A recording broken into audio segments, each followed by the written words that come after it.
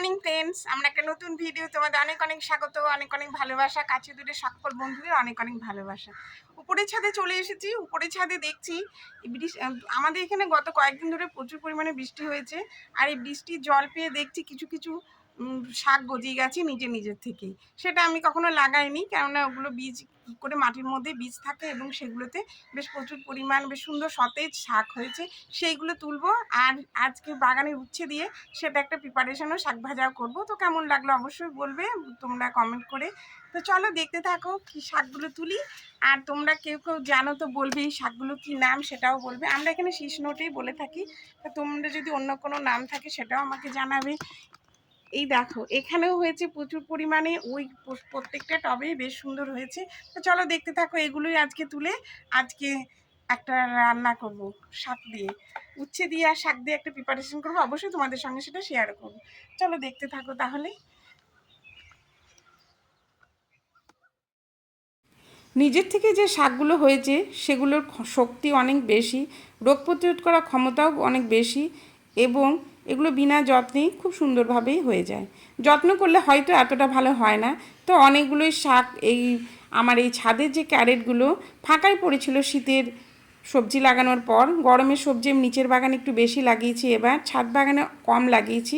ওই জন্য ফাঁকা ক্যারেটেই বৃষ্টির জল পেয়ে সেগুলো আবার নতুন করে হয়েওছে আর খুব সুন্দরভাবে হয়েছে। সেগুলো আমি কিছু তুলে নিলাম।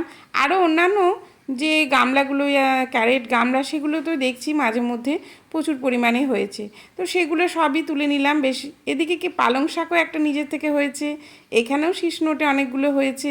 তারপরে দেখছি পালং শাকও, এখানে আগে শীতে পালং শাক ছিল, সেই বীজ থেকে হয়তো ছিল, এখানেও দুটো চারটে শীষনোটে এবং পালং শাকও বার হয়ে গেছে।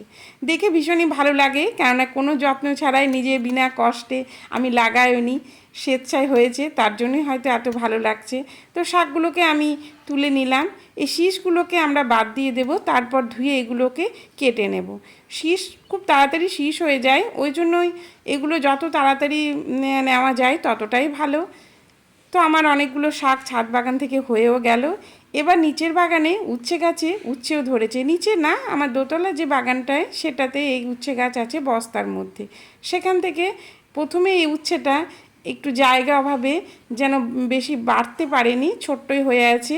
তো এই একটা তুলে নিলাম, এটা অনেক দিন হয়ে আছে, আর একটা উচ্ছেও তুলে নিলাম। এই দুটো উচ্ছে দিয়েই আমি এই শাকটার প্রিপারেশন করব। বেশ সুন্দর লাগে খেতে। তোমরা বন্ধুরা অনেকেই আছো যারা খেয়েওছো, অনেকেও আছো যারা এখনও বানাওনি, অবশ্যই একবার চেষ্টা করবে, খুব ভালো লাগে খেতে। এটা এই শাক ছাড়া পনকা শাক কিংবা নোটের যে শাকগুলো সেটার সঙ্গেও এই উচ্ছে দিয়ে বানানো যায়। এখানে শাকগুলো কেটে নিয়েছি, 5 ফোঁড়ন শুকনো লঙ্কা নিয়েছি, আর কিছু রসুন, এখানে পেঁয়াজ কুচো করে নিয়েছি। উচ্ছে যেটা ছিল সেটাও আমি সুন্দর করে ছোট করে কেটে নিয়েছি। আর এখানে আছে লবণ আর হলুদ। এবার সর্ষের তেলে রান্নাটা হবে, বিশেষ কিছু লাগে তাও না। এই এই কতগুলো উপকরণ দিয়ে খুব সুন্দরভাবে টেস্টি একটা শাকের রেসিপি বানানো যায়। কড়াইয়ের মধ্যে দিয়ে দিয়েছি সর্ষের তেল। তেলটা একটু গরম হলেই এর মধ্যে আমি প্রথমেই পেঁয়াজগুলো ভালো করে লাল লাল করে ভেজে নেব। কড়াইয়ের তেল বেশ গরম হয়ে গেছে, পেঁয়াজগুলো দিয়ে দিলাম। পেঁয়াজগুলো আমি লাল লাল করে ভেজে নেব, অনেকটা বেরেস্তার মতনই ভেজে নেব। পেঁয়াজ এই শাকে পেঁয়াজটা দিলে এর টেস্টটা একটু সুন্দর হয় এবং বেশ অন্য রকম হয়, খেতে বেশ ভালো লাগে। অনেকে পেঁয়াজ ছাড়াও বানান, সেটাও বানানো যেতে পারে, কিন্তু আমরা বিশেষ করে পেঁয়াজটা বেশ ভালোবাসি, ওই জন্য আমি পেঁয়াজটা রান্নায় দিই এবং খেতে বেশ ভালোও লাগে। পেঁয়াজটা আমার বেশ সুন্দর লাল করে ভাজা হয়ে গেছে। এইগুলো এবার একটা প্লেটের মধ্যে তুলে নিলাম। তারপরে এই তেলের মধ্যেই আমি উচ্ছেগুলো ভাজা করে নেব, লাল লাল করে উচ্ছেগুলো ভাজা করে নেব। উচ্ছেগুলো ছোট ছোট করে আমি কেটে নিয়েছি, উচ্ছেগুলো ভেজে নেব। পেঁয়াজ ওই তেলের মধ্যেই, আমি আর কোনো তেল দিইনি, কেননা বেশি তেল আমি রান্নায় ব্যবহার করি না, আমি অল্প তেলের মধ্যেই রান্না করার চেষ্টা করি। কিন্তু যেহেতু পেঁয়াজটা ভাজার জন্য একটু তেল দরকার ছিল, ওই জন্যই একটু দেওয়া হয়েছে। এই তেলের মধ্যে উচ্ছেগুলো বেশ লাল লাল করে ভেজে নেব। উচ্ছে আমার বেশ ভাজা হয়ে গেছে, উচ্ছেগুলো এবার একটা প্লেটে তুলে নেব। তারপরে এই তেলের মধ্যে বাকি রান্নাটা আমার হয়ে যাবে। বাড়ির উচ্ছে এবং বাড়ির শাক দুটোই আমাদের ঘরের একদম অর্গানিক, তার মধ্যে একদম টাটকা, সঙ্গে সঙ্গে তুলেই রান্না, খেতে ভীষণই সুস্বাদু হয় এবং খুব চটজলদিও বানানো হয়ে যায়। কড়াইয়ে তেল গরম হয়ে গেছে। এই তেলের মধ্যে 5 ফোড়ন শুকনো লঙ্কার ফোড়ন দিয়ে ফোড়নটা একটু ভাজা হয়ে গেলে এর মধ্যে রসুন, যে থেঁতো করা রসুন ছিল সেইগুলো দিয়ে দিলাম। রসুন, ফোড়ন এবং শুকনো লঙ্কা একটু ভাজতে হবে। রসুনের সুন্দর যখন একটা গন্ধ বের হবে তখনই ধুয়ে কেটে বেছে রাখা যে শাকগুলো ছিল, কেটে রাখা সেই শাকগুলো আমি দিয়ে দিলাম। শাকগুলো কড়াইয়ে দেওয়ার পর ভালো করে প্রথমে আমরা ভেজে নেব, একটু নেড়ে নেব। যেহেতু শাকটা এখন দেখে মনে হচ্ছে অনেকটা, কিন্তু যখনই এটা তেলের মধ্যে একটু নাড়াচাড়া করতেই শাকটা একদমই কমে যায়। তখনই আমরা লবণ দেব, হলুদ দেব, কেননা তাহলে লবণের পরিমাণটা ঠিক হবে।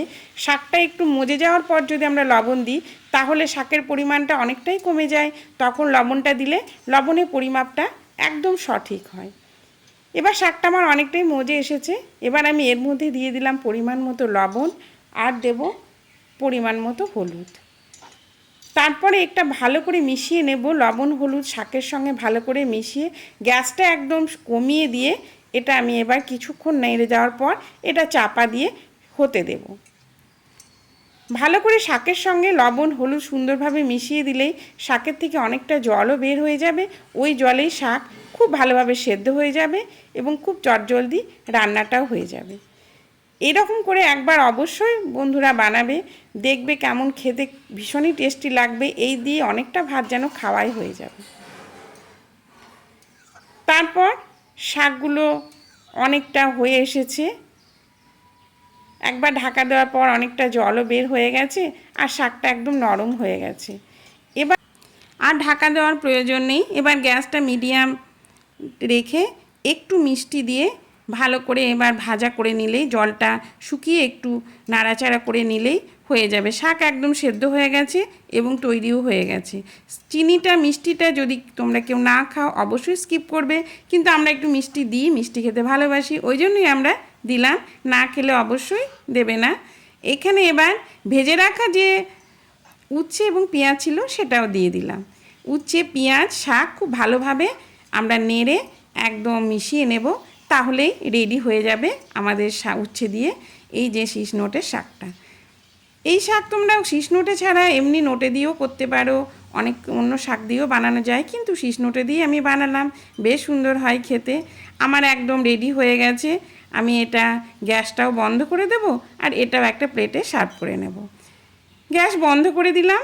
এবার এটা আমি একটা প্লেটের মধ্যে ঢেলে নেব। তাহলে বন্ধুরা চটজলদি তৈরি হয়ে গেল আমার শীষ নোটে দিয়ে, উচ্ছে দিয়ে, পেঁয়াজ দিয়ে শীষ নোটে রেসিপি। কেমন লাগলো অবশ্যই তোমরা কমেন্ট করে জানাবে। গরম ভাতের সঙ্গে দারুণ লাগে খেতে। আর দেখা হবে আবার একটা নতুন ভিডিওর সঙ্গে। ততক্ষণ পর্যন্ত তোমরা সবাই ভালো থাকো, সুস্থ থাকো আর আমার ভিডিও দেখতে থাকো। অসংখ্য ধন্যবাদ, অনেক অনেক ভালোবাসা।